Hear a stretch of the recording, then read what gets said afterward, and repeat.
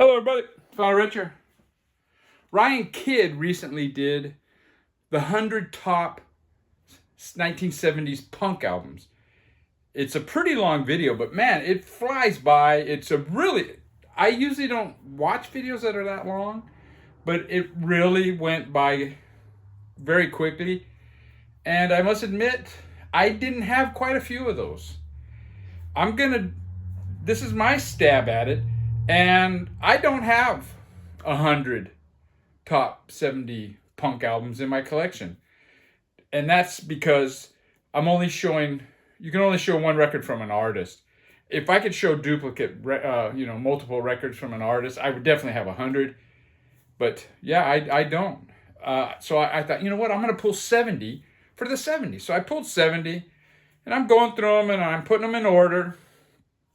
And I realized 5 of them were 1980. It's like, oh shit. It's like I said, you know what? I'm going to pull 5 comps. This is my punk comps. I'm going to pull 5. Ryan Kidd, he didn't have any comps in his, but I have 5. And so that makes my 70. I'm going to start it with some proto-punk.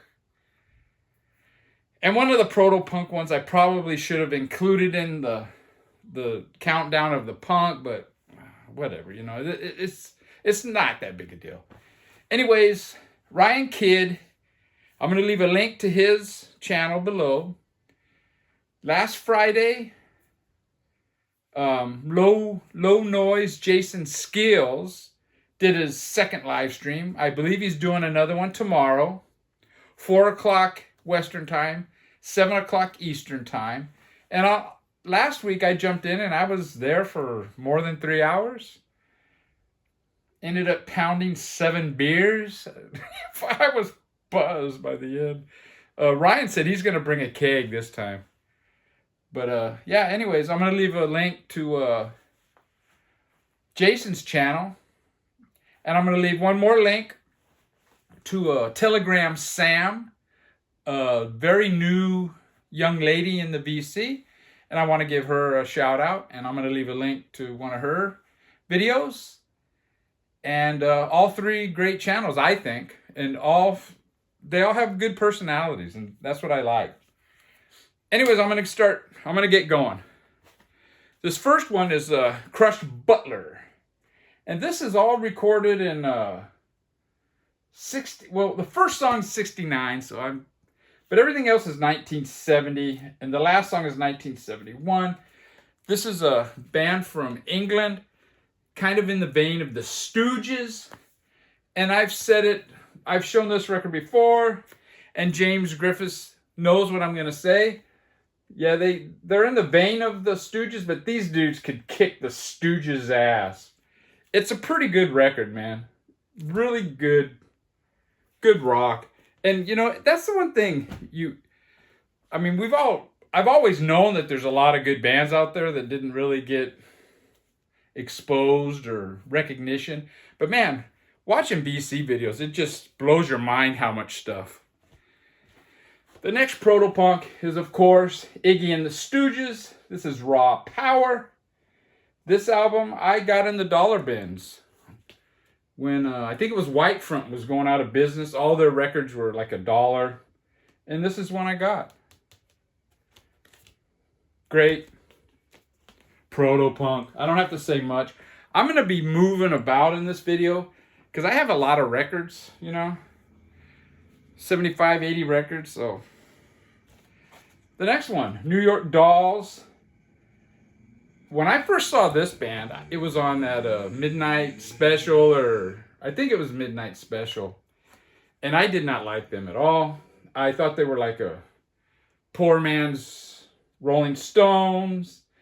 And Johansson was a poor man's Mick Jagger. But I love this band now.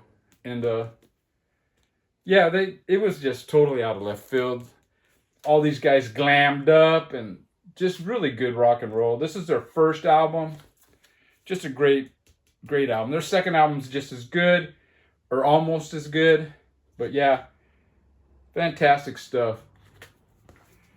And the New York Dolls, members of the New York Dolls will pop up in the punk countdown.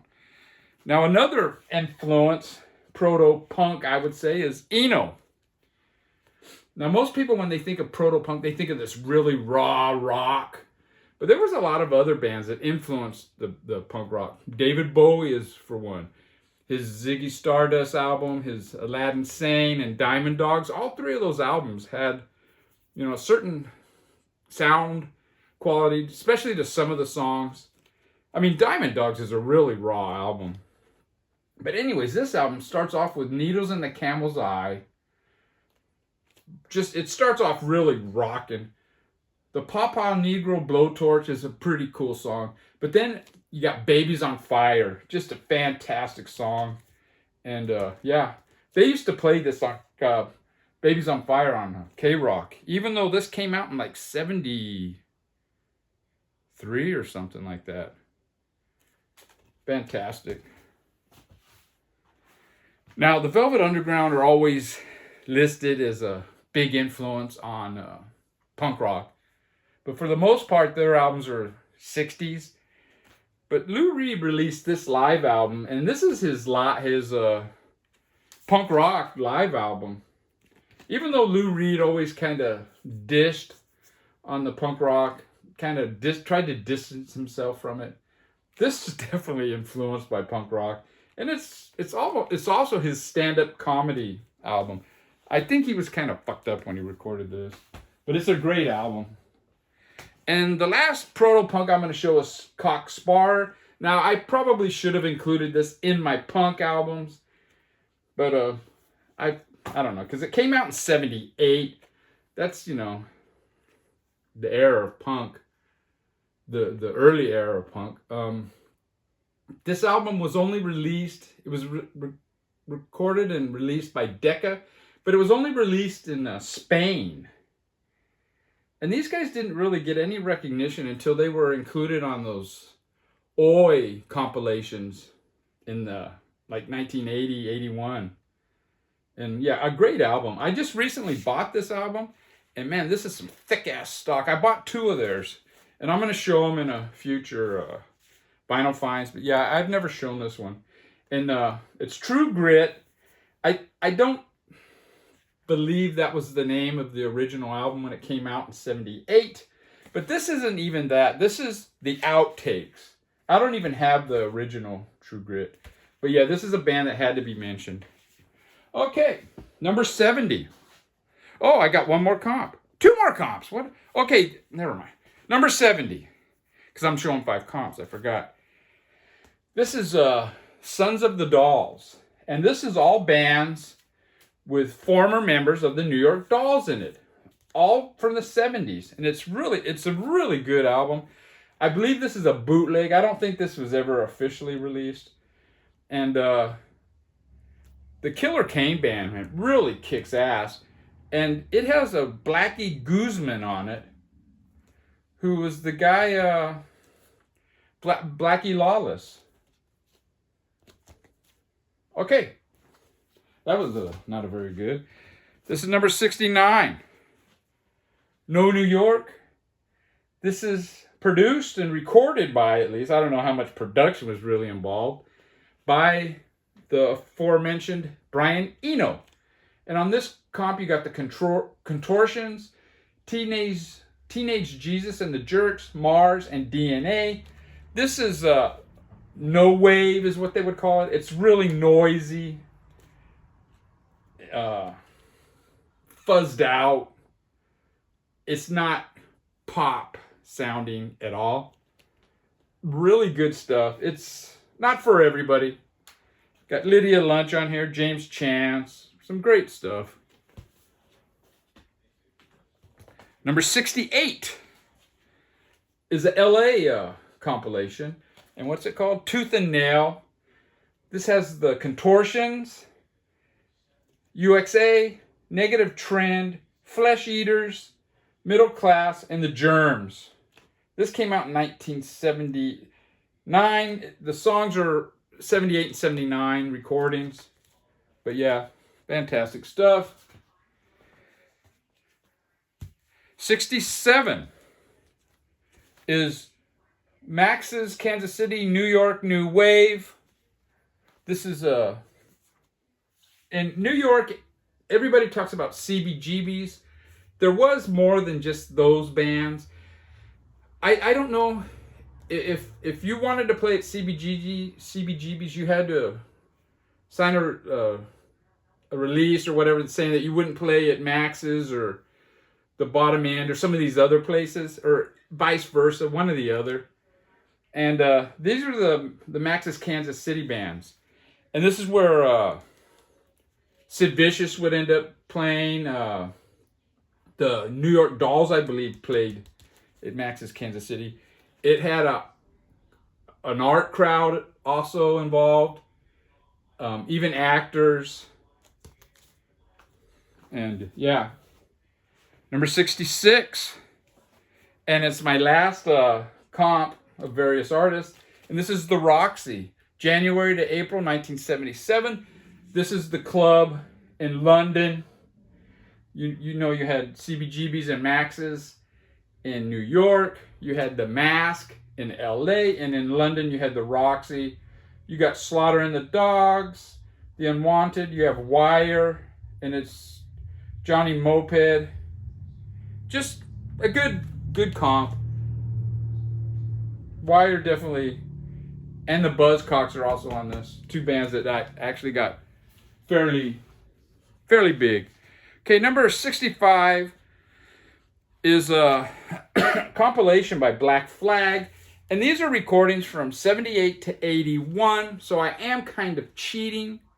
But I wanted to show this because Black Flag... Now, one thing I noticed is when I was pulling records, there was bands that I saw several times in the 70s. And they didn't have a release until like 1980. X is an example. I think if you're in England, maybe the Pretenders were playing gigs in the 70s, but they didn't release their first album until 1980. But anyways, this is the three singers with Black Flag before Henry Rollins. And the majority of this, well, the first 16 songs are recorded in 78 and 79. So I included this, and that includes all the songs by, they got them here as Johnny Bob Goldstein, but we all know it's the singer from Circle Jerks. Then we got the Chavo era, which is Dez Cadena. He's got 1, 2, 3, 4, 5. Those were recorded. The first ones were recorded in 78. The Dez ones were recorded in 79. And there's two songs with... it's Dez again. Recorded in 79. And then you got the rest were recorded in 80 and 81. God damn, this is not going smoothly. Man, I'm a bumbler. Number 64, this is an album that came out in 79. And it's The Contortions by Contortions. This is James Chance's band. He was on that No New York comp. This is a little more, it's not quite as abrasive. He kind of has a little bit of a funk soul sound to it, or groove, I should say. And the Randy from what was it? Randy and the Metro Squad? Black Randy. He claims that James Chance got that from him. Because Black Randy and the Metro Squad, they did like covers of I'm Black and I'm Proud, you know, kind of funky, punky songs. But anyways, this is my number 64 best 70s punk album. Number 63, this is an album that came out in 79, and it's the Sods. And I should have looked it up. I think they're from Holland. God dang, man. I don't know. It has some foreign writing here. It's not English, at least. Anyways, the Sods. This came out in 79. It's kind of in the vein what was happening in 77, maybe 78 in the States, in England. But nonetheless, it's a very good album. And I had to include it. Number 62. This was recorded in 77. And this is a Dmz Relics. This is kind of a compilation of their some singles and probably some outtakes that were never released before. But yeah, very good rockin' band from the Boston area. Dmz. Number 61. This is recorded in 75 and 76. This is also a compilation of songs. This wasn't released in 75 or 76, but the songs were recorded then. It's the 101ers, and it's a band that Joe Strummer, who went on to The Clash. I don't know how good you're going to see that. That's Joe Strummer right there. I had a comment on a video, a couple videos back, and someone made a comment that his brother used to live in the squat, the 101ers squat, which I find very interesting.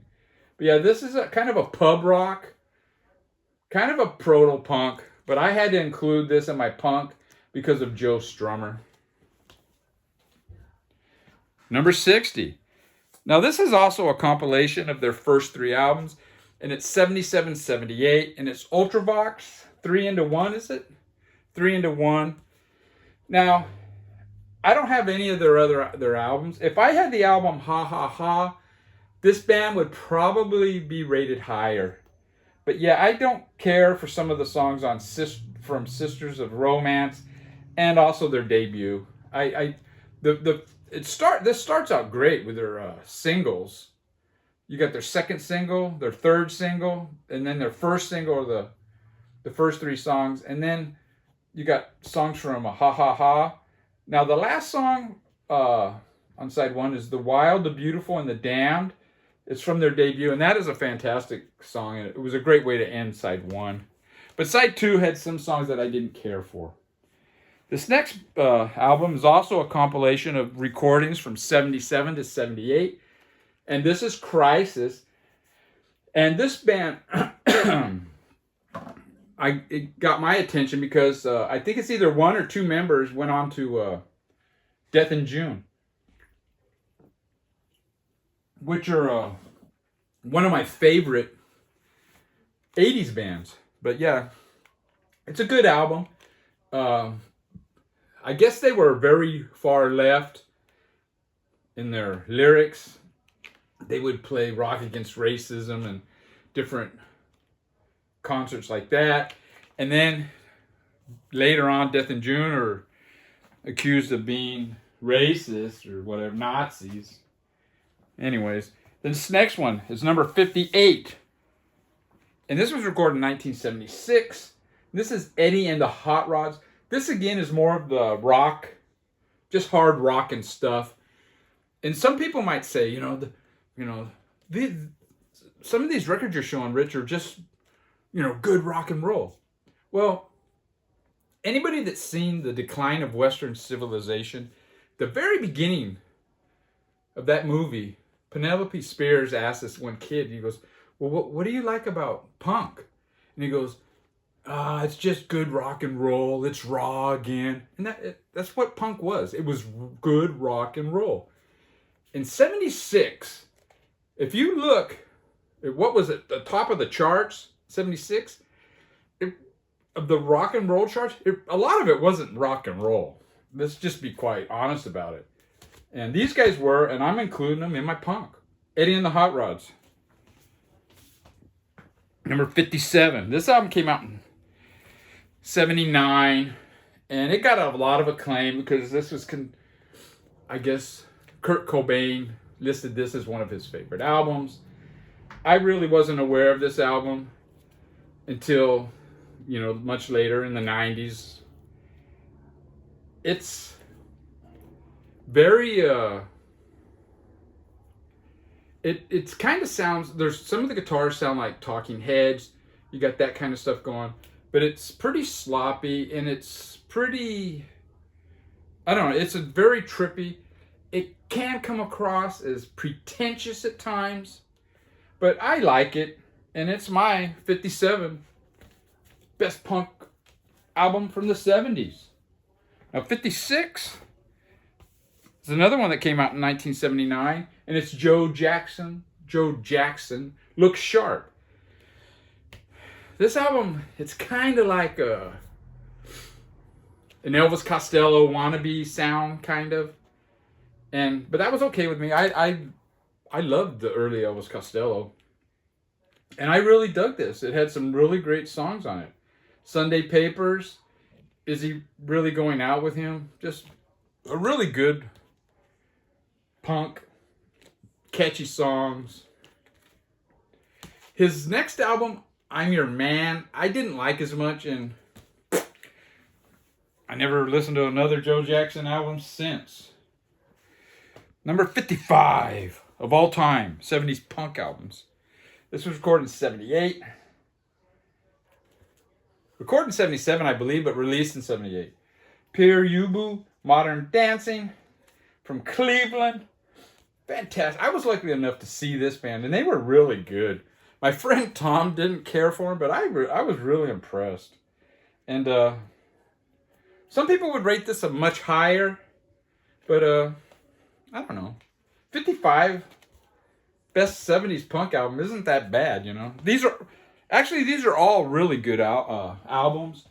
I could have included more than 70, but I would have started getting into, hold on, let me close the door. I would have started including some albums that really aren't really good or really great. Number 54, this is another one that came out in 79. And this is Human League's first album. Kind of an electronic. They would, be evolved into a 80s synth band. But they came out of the punk rock scene. The punk rock. See, when punk rock first came out, it was kind of a rebellion of just the music scene in general. And there were art bands, there were electronic bands. I mean, the Screamers were a punk band. They had no guitars. And this is why I placed them in the best punk bands, best punk albums from the 1970s. They came out of that. All the punk out bands in the 70s didn't have just guitar, bass, and drum.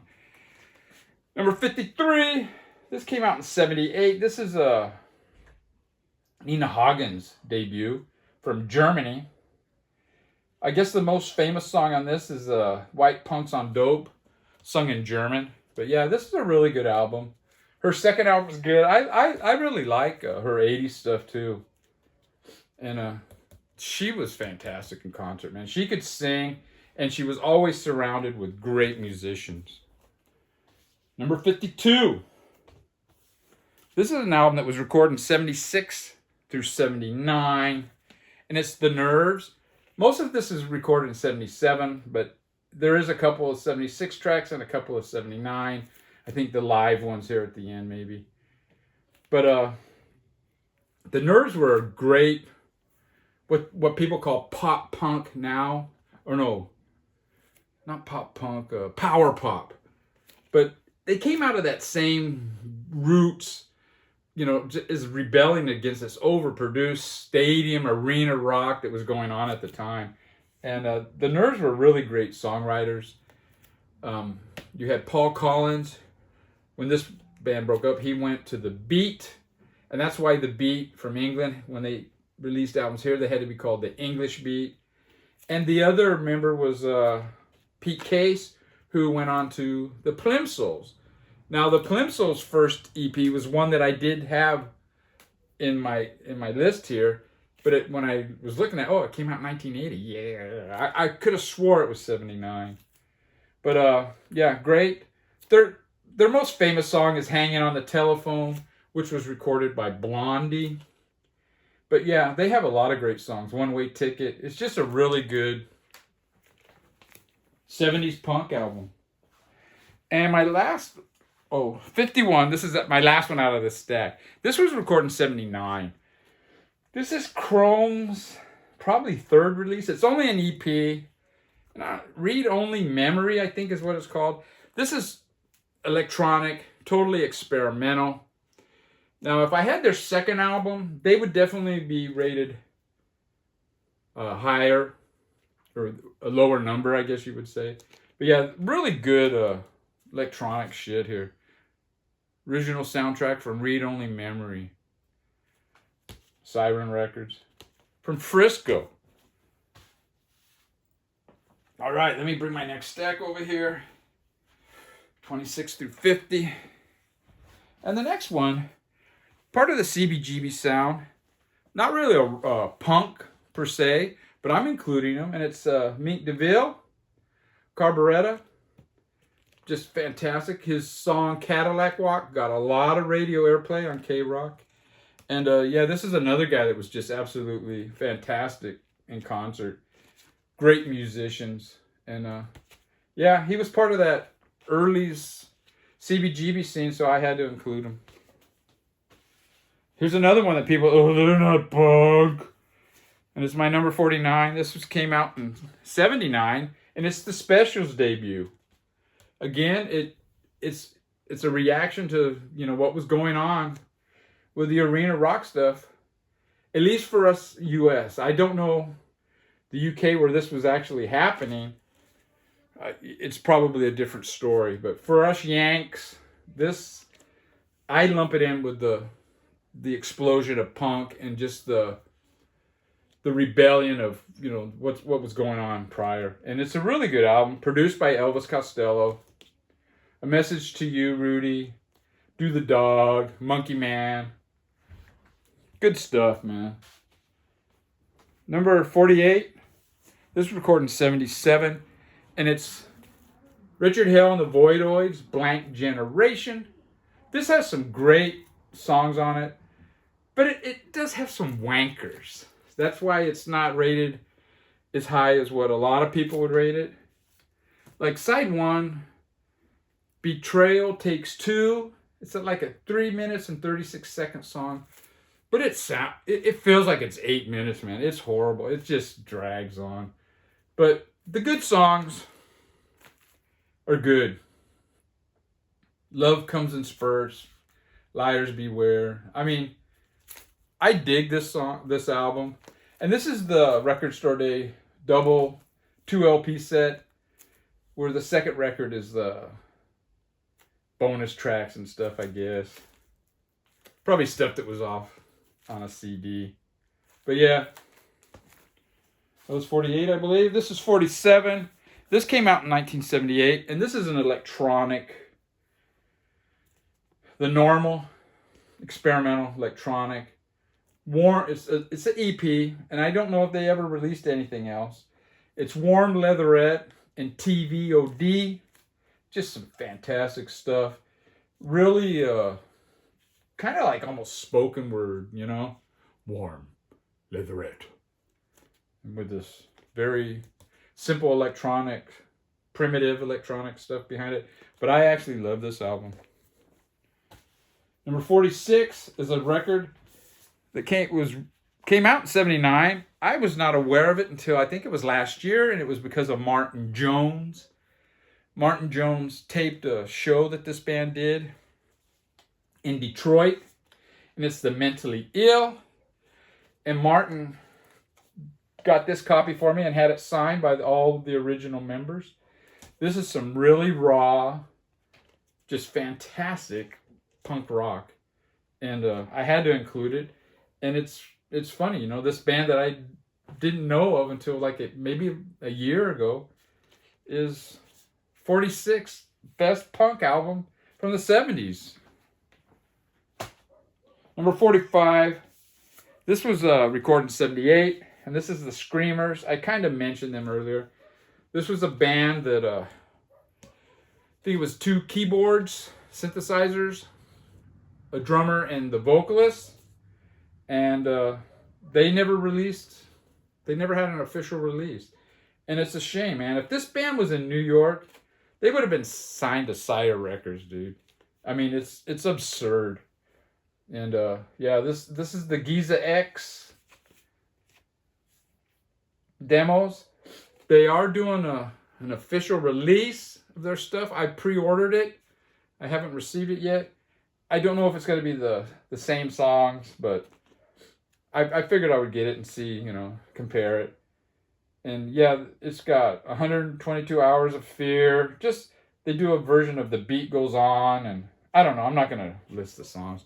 But yeah, the Screamers, fantastic stuff. Number 44. It's an album that came out in 79, and it's the Dickies. And this is probably the band that I saw the most live. I think they became like the house band for the Whiskey. Then after that, I think the Go-Go's kind of became the house band of the Whiskey. They both played there quite a bit.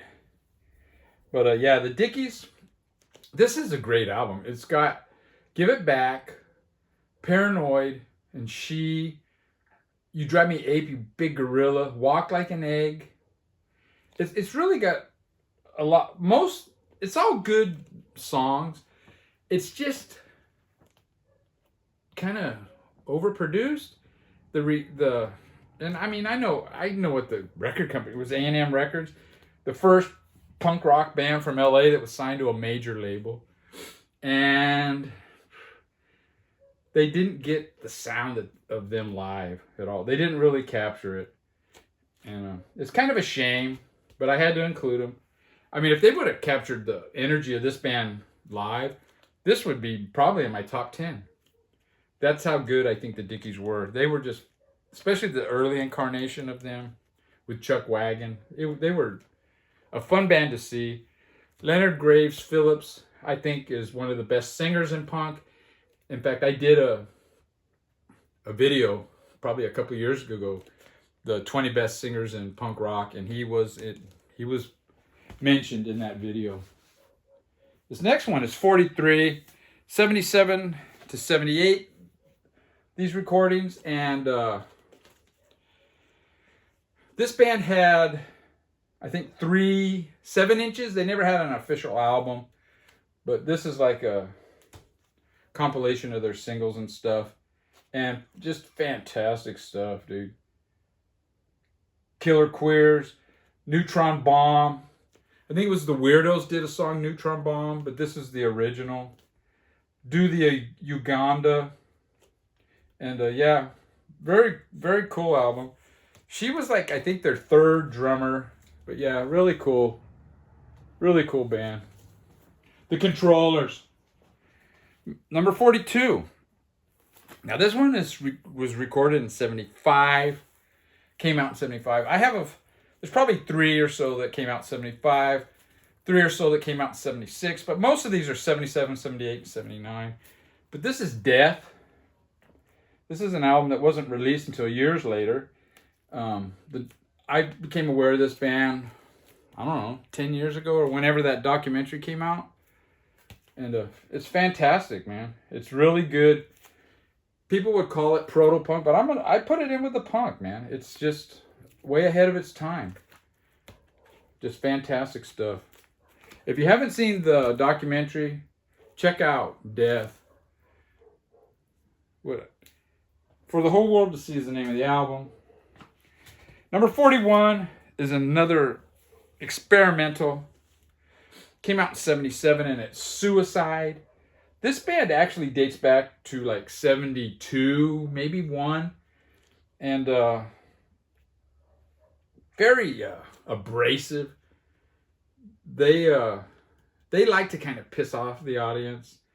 In fact, Rob Paneeks talks about when this band opened for the Cars in Boston at some club, everybody hated these guys. And yeah, I really dig it. This is a Canadian version. The original album cover was this. This is a first press Canadian, I believe. And yeah, it's fantastic stuff, man. 1977. Very abrasive. My number 40. This was 78. And this is Radio Birdman. Radios Appear. Now, this is a pretty recent album for me. I mean, I've heard of these guys. But I've only heard this album, you know, maybe a half a dozen times. I really like a lot of... this is another band I think were together before punk was a thing. And some of these songs don't sound real punky. I don't remember right off the bat which ones. But the ones, the punky ones are great on this. And yeah, I really dig this, the guitars. Really great band. Number 39. Another one that was recorded in 78 in Phoenix, Arizona, but was not released until the 90s. And it's the Controllers. All My Friends Are Dead. I think they only did a handful of gigs. I think maybe 5 or 6 gigs in Phoenix. I guess somebody had worked at a studio or something. He had credit for 8 hours of recording time, and that's what these songs are.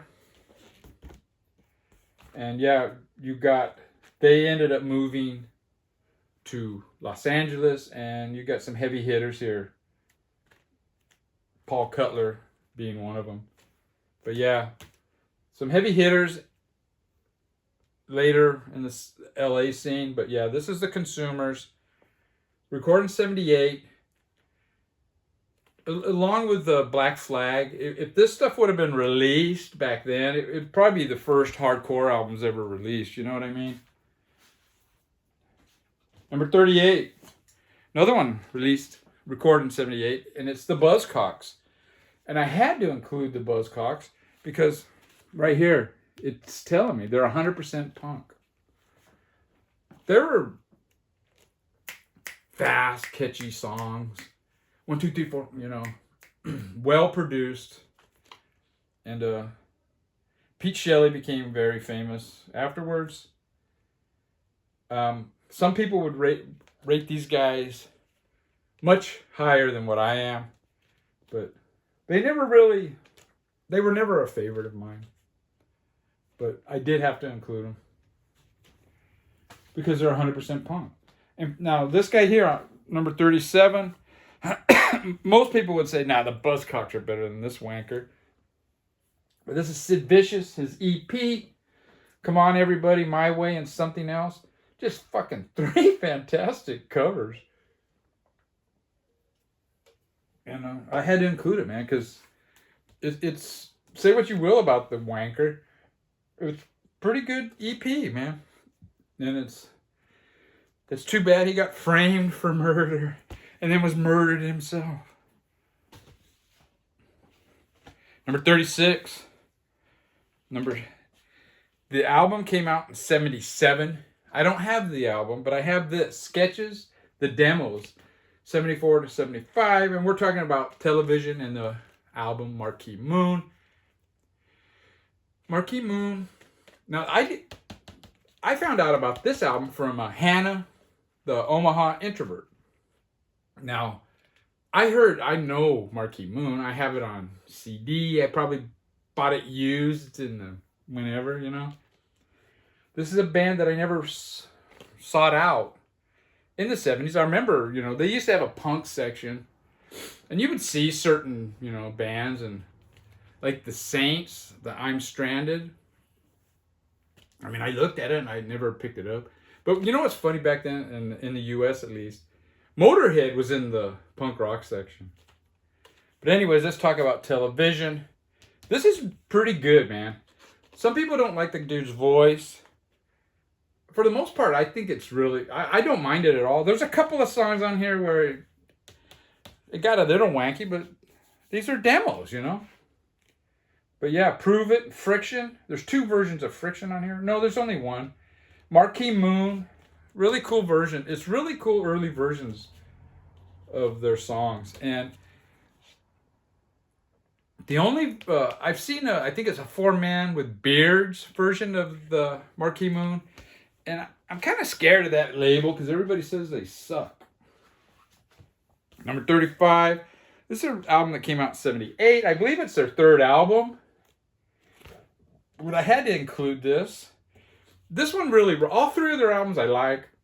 But I think this is the one where the beginning, it's Bruce Springsteen that says something. Faster and louder. I could be wrong, but I think it's this one. But yeah, great album. The Dictators. That first album cover of theirs, I was going to show that one because the album cover is so ridiculous. But I think this is probably my favorite. Their second album, Manifest Destiny, is also good too. But yeah, 35th best punk album from the 70s. 34. This was recorded in 79. And I saw this band in 79. It's The Police. This is another band that blew up in the 80s. And some people will say, oh, they're not punk. They blew up. They were a big MTV band in the 80s. In the 70s, late 70s, I think it was KLOS. Their slogan was, we play real rock and roll, not goofy bands from England with weird haircuts. And that they were referring to, bands like The Police. And then a couple years later, KLOS is playing The Police. How ironic. But yeah, I saw the band on this tour, Message in a Bottle, Walking on the Moon, and they were fantastic live. They did not sound like, at least when I saw them, they did not sound like the record. The guitar, Andy Summers' guitar was like, it sounded like fucking Jimi Hendrix. And he had the guitar turned up to 11. It was fucking loud. And it's kind of surprising, they're, on their albums, it's kind of subtle. But man, no, they fucking rocked. Number 33, recorded in 78, wasn't released until 2006 or something.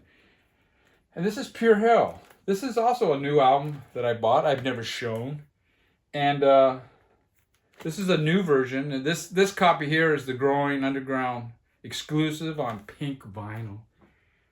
Growing Underground is my local record store. So I thought, I'm going to check it out. I was blown away at how good this is fucking fantastic. Check them out on YouTube. Pure Hell. They never really got big. They had a single in the UK that made the charts. These boots are made for walking. Because I guess they went to England. They did some touring and some recording over there. And there's this one video. It's probably this guy. And he's talking about, when they went over there. And he's wearing all this iron crosses and shit. Nazi memorabilia. And the skinheads were giving him shit, What the fuck? But yeah, I was blown away at how good this is. And it's my 33rd favorite punk rock album from the 70s. 32, another one that was recorded in 78. And it's Sham 69, Tell Us the Truth. Their debut, I think they had 2 records in 78, if I'm not mistaken. Side 1 is recorded live. And that's one reason why I kind of shied away from this album. Side 2 is the studio side. Well, Exploited did that. The Four Skins, I think, did that too, where they had a live and a studio side. Well, finally I bought this. And the live side, for me, is better than the studio side. The studio side, the good songs sound good, but there are some wankers on there. But yeah, the live side is just 100% punk.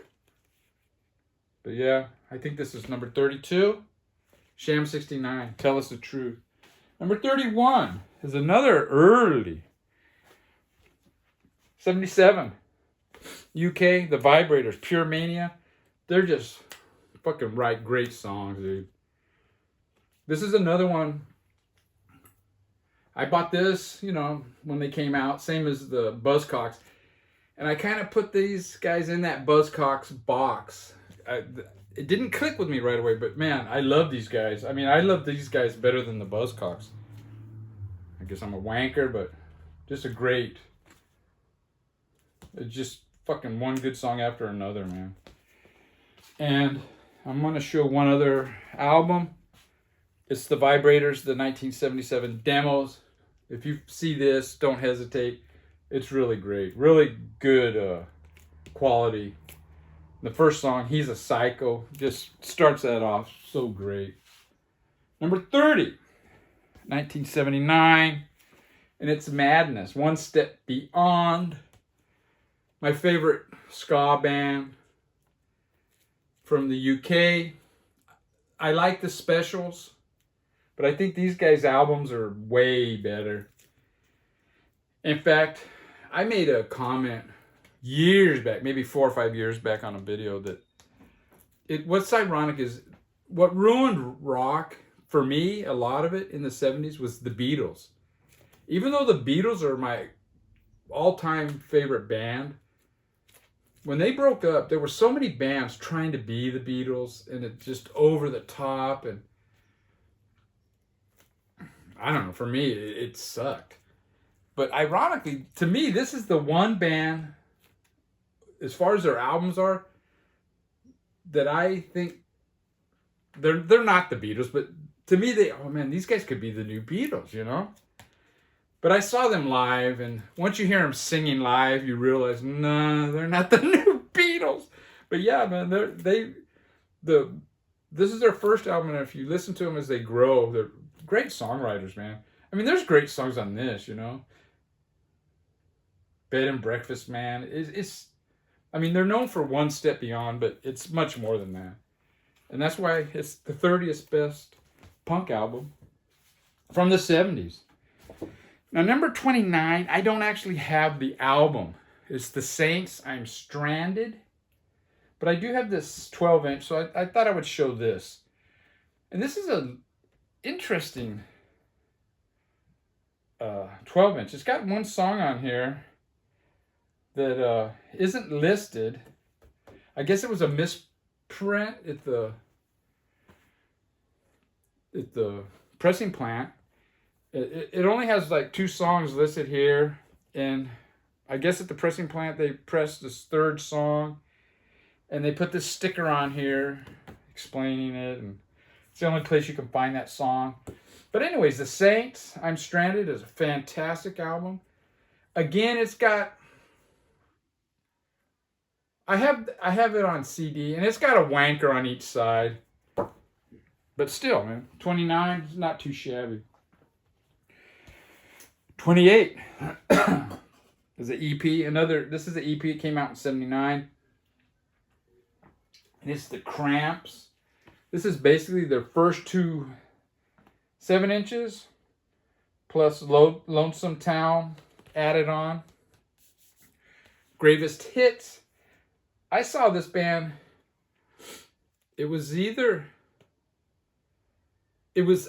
was like in December of 78. It could have been January-ish of 79, but it was in that winter. And they were let's just put it this way. I wasn't impressed with the band, before I saw them live. When I saw them live and I just saw how much charisma all 4 members had, I was blown away. And but you couldn't keep your eyes off of Lux Interior. That guy was a maniac.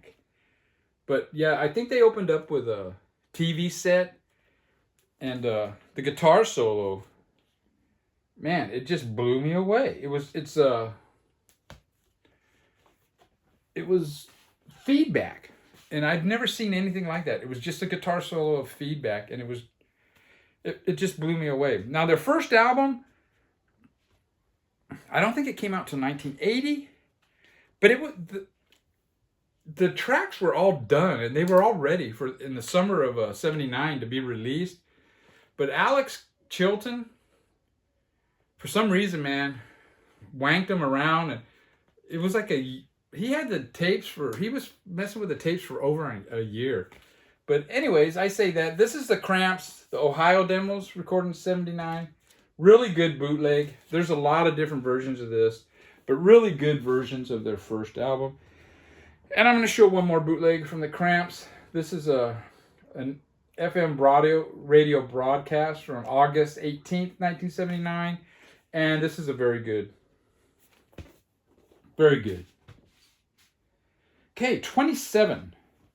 It's a record that came out in 76. And this is quote unquote the first punk band I ever saw live. And it's Blondie. I saw them in December of 76. And they blew me away. It was the songs were different than anything I was used to. And I mean, I knew of, well, let's just put it this way. It was different. They were different than anything I'd seen live, put it that way. And what's funny about that, I saw these guys at the Whiskey A Go-Go, and a guy I worked at a key shop, and he was telling me about this band, the Runaways, that I've seen them, they're always playing at the Whiskey. So one weekend I told my girlfriend, let's go to the Whiskey, let's check it out. And it was Blondie, and the opening act was Tom Petty. This is before Tom Petty had an album. And Tom Petty, man, he was he looked like in fact, my girlfriend's friend, she goes, man, he looks like a skeleton, But yeah, Blondie. That's another band, they're not punk. Well, they came out of that CBGB scene. Number 26, another one that came out, recorded in 77, and it's Talking Heads. Their first album, when I first heard Psycho Killer, I was hooked, man. They had me.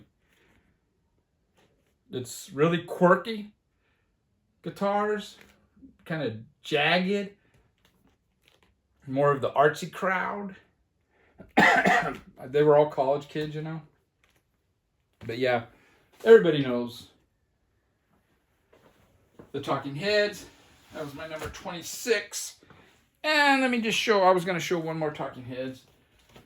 This is the 1975 CBS demo session. This is really good too. So if you ever see this, don't hesitate. If you're a Talking Heads fan, don't hesitate. It's really good quality. Okay, we're down to the final 25. This album came out in 1979, and it's the Slits Cut. It's got dub mixed in with punk, and I think it's one of the best albums that mixes the two. The first song is kind of a dub song, instant hit. So Tough. The second song is a punk song, and I love this album. This one has grown on me as the years gone by too. Number 24. I think this is 77. Maybe probably 78. Generation X. This is the band that Billy Idol was in. There he is. Look how cute, man.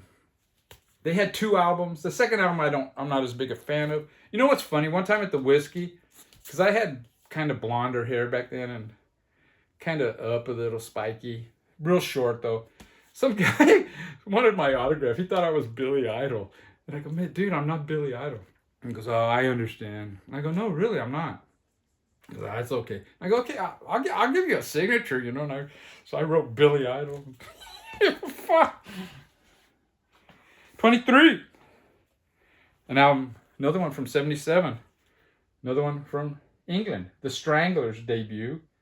It says 4 here. I guess this is the name, Ratis Novaka, but I don't know how to say that. Peaches, one of the best songs ever, dude. I love this album. I like their second album. I think their third album is No Heroes. The critics kind of like that one more than this. I've never really heard that one, but I had a few of the ones that came out after that, and I purged them all. It's just not for me, man. Their 80s stuff, and that's when the critics and a lot of people think is their best.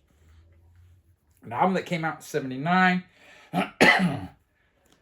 It's Gary Newman and the Two Boy Army. Their second album, Relics, is it? Replicas. This album is fantastic. No guitars again. Just the the way the album starts, Me, I Disconnect From You, and then the second song, Our Friends Electric, just fantastic. Really good, well-written songs. And Gary Newman has come out with a lot of really good music. Not just Cars. Number 21, an album that came out in 78, and it's P.I.L., Pill. This isn't flawless. If you look at the album cover, see this? It was like that when I bought it. And every single cover, the copy that I saw back when this first came out, were like that. But yeah, the first song is Theme. It's okay, you know, it's an instrumental. But the last song, it's another instrumental. They might chant something, but it's a throwaway song. And they even admitted as much later. But the other songs are great punk rock, dude. Just fantastic. And the song Public Image, and just the sound of that guitar. The Edge from U2 heavily borrowed that sound. Number 20, man. Getting down to 20. The album came out in 1977, and it's LAMF.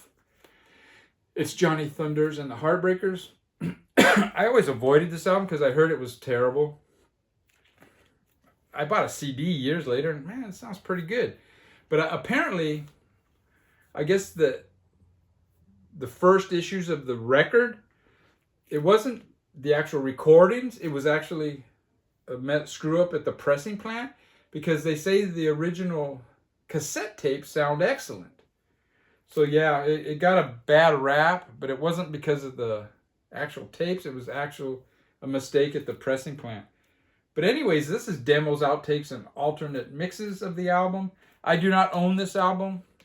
When I find a good copy, I will. I know it was reissued recently, but my record store doesn't have it, and I've never come across one. But yeah, these demos are really good. All from 1977. And it's got some of the songs, it's just the backing track, like Baby Talk, and even Chinese Rocks. It's just got the music, not the singing. And I'm going to show one more of theirs. This is the Heartbreakers live at Max's Kansas City, Volume 1 and 2. I think Record 1 is recorded in 78, Record 2 is recorded in 79. And this is really good. Very good quality. Fantastic. Johnny Thunders and was it Nick Nolan? Yeah, Jerry Nolan from the New York Dolls. I guess the New York Dolls broke up in Miami. Johnny Thunders and Jerry Nolan went up to New York City. They recruited Richard Hale, and they started the Heartbreakers. A band that never really took off. They couldn't get a contract in the U.S. Nobody was interested. And I think they ended up getting a contract in England. Malcolm McLaren, the manager of the Sex Pistols, and I guess he managed them at the very end of the New York Dolls. He invited them over to England. But anyways, number 19 is Elvis Costello and the Attractions. I don't have the first two on vinyl anymore. Of course I did. I bought Elvis Costello when he came out, and he's a favorite of mine. He always was, and he still is. His first 6 or 7 albums, I don't know the exact number, I kind of fell off his bandwagon. I haven't really listened to the albums after that, whenever I quit listening. But yeah, this is a good album. Armed Forces. It might not be as good as his first two, but I had to include Elvis Costello, and I have him here at 19. Number 18 is another record that was recorded in 78. I think it was 78, yeah. Static Age by the Misfits. This wasn't released until the 90s. And it's 78 recordings by the Misfits. I don't think their first album actually came out until 81. These these songs, they did release, I think, 3 7-inches from these recordings, but to have them all together on an album is really good. I guess there was a record label. I guess Glenn Danzig had the rights to some name, and some record label wanted to use that name, or they had a band with the same name, but Glenn Danzig had the rights, so they gave Glenn Danzig some studio time, and so he had plenty of studio time to record this, unlike most of the punk bands that weren't signed to a major. But yeah, it's a good album. Number 17 is an album that came out in 79. It's kind of hard to get now. It's Electrify Me by The Plugs. Fantastic band. I became aware of this band when I saw Public Image. They were the opening band. One of the opening bands. And just really good stuff. I think he self-released this. And yeah, it's fantastic, man. Number 16, a record that came out in 77, and it's the Dead Boys from New York. Well, actually, I believe they were from Ohio too, maybe Cleveland, I'm not sure. They moved to New York and came out with this great album. Starts off with Sonic Reducer. Shit, I drank one soda. Oh, I still got a little lid. I should have brought a water. I'm going to show this one here. It's the Dead Boys. I should have said. It's young, loud, and snotty. And this one here is younger, louder, and snottier. The rough mixes. And this is great, dude. Some of these songs, these versions are actually better than what was released on the album. When they say rough, it's not like bad sounding. It's just more raw. More ruckus. Number 15 came out in 77. And it's Wire, Pink Flag. Just fantastic stuff. Just one good short song after another. I need to get their second album, the Chairs one. After that, I don't know about. I'm not so bought on them. And that's when everybody, all the critics and the people that know music say they got good. This is the one. I mean, the Snooties will bag on this album, but this is my favorite. Number 14 is the Damn. Actually, this is the first punk album that was ever released in England. It was released before the Sex Pistols. Just good, great. I mean, I love this band. Just everybody in it, man. Captain Sensible. Rat Scabies, the drummer. He's the one that The Who should have got when Keith Moon died. And Dave, whatever his name is. And the guitar player. I forget. I'm not. 13. I'm kind of rushing this now, man. My throat. Came out in 79. And this is the Weirdos. It's Weirdos 1979. And it's a 6-song EP. And every song in this is fantastic. It's just really good. This is one of the best LA punk bands from the 70s. And this is on Bomp Records. Yes. They had I think it was 2 singles on Danger House Records, an independent label. And they had 1 single on Bomp. And this includes that single on Bomp, Destroy All Music. It has 4 demos on it. And it has that EP I just showed is all off side 2. This is pretty good too. They have Danger House Records, or they have a comp. It's like 78 to 81, but I didn't include it because the 81 stuff. Number 12, B-52s. This came out in 79. This album is fantastic, dude. Planet Clear. I mean, there's not a bad song on it. When K-Rock started playing Rock Lobster, I'm going, man, this is great. Bought it as soon as I saw the album, and every song is just fantastic, man. 6060842, 52 Girls. I mean, Planet Clear. It's just, I mean, everybody knows these guys. A lot of probably people later on don't consider them punk, but that's where they came out of, and just a fantastic band. And Mazzy, Yoko Ono can't take credit for this. Give me a break. And then number 11. I'm just playing with Mazzy. We got Devo, man. Are We Not Men? We Are Devo. Came out in 78. This is the first version I saw of this album. I bought it. Then I saw the other one with the golfer guy with the hat. But I think this cover's way better, you know? This is fantastic, dude. I used to play this. When this came out, this was the most played album for a while there.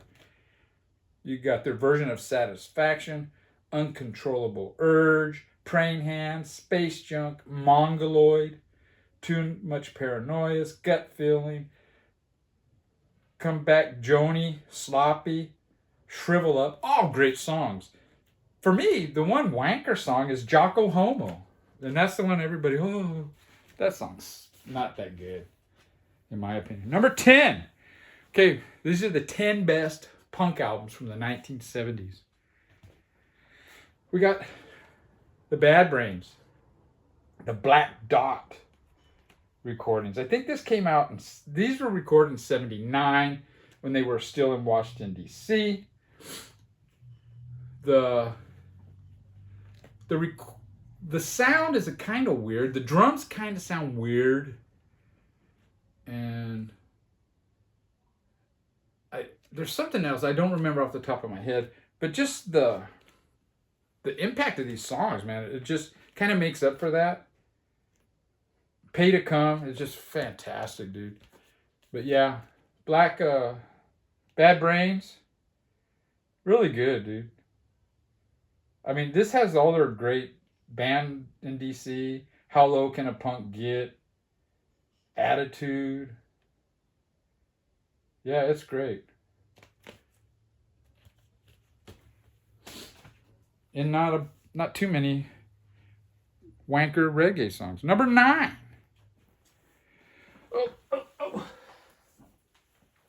It's Joy Division. Now, when I did the top 10 UK punk albums, somebody told me, Joy Division? Are you kidding me? Come on. They okay, you can call them post-punk, okay, whatever. But it all grew out of that punk scene that was a rebellion from the established. And this is Unknown Pleasures by Joy Division. Everybody knows them. It's a favorite of the trenders. Number 8. Came out in 78, and this is a pretty recent album for me. The Scream. I mean, I know the album. I've had Juju for years. I mean, since the early 80s.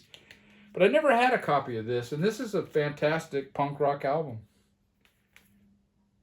Susie and the Banshees. Just kind of post-punk sound, that tribal drums, the guitars. But, I mean, how can it be post-punk when it's first wave punk? You know what I mean?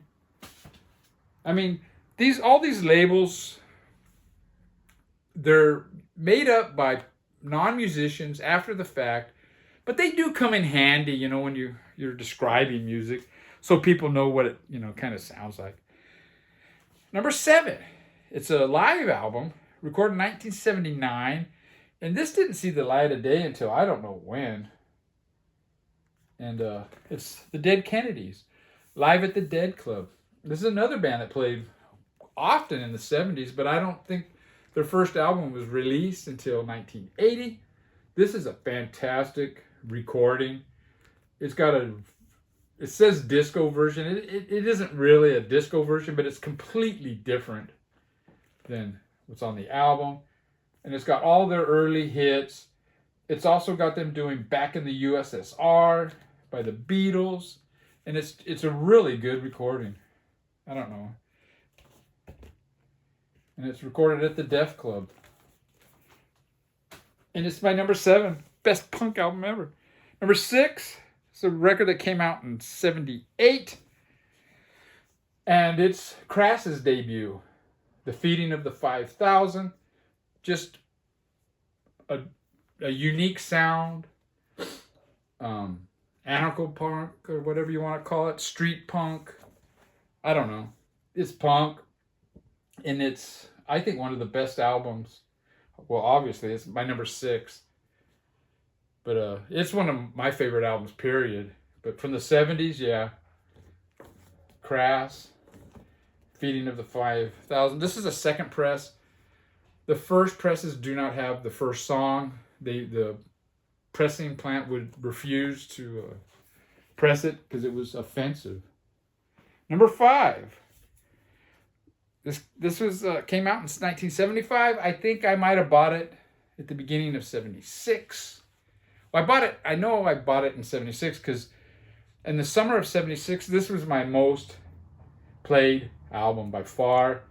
And it's Patti Smith, Horses. Just a fantastic album. And she was on the forefront. She was one of the pioneers of punk. And just Gloria. The second song was kind of a reggae, Redondo Beach. It's just fantastic, dude. I love this album all the way through.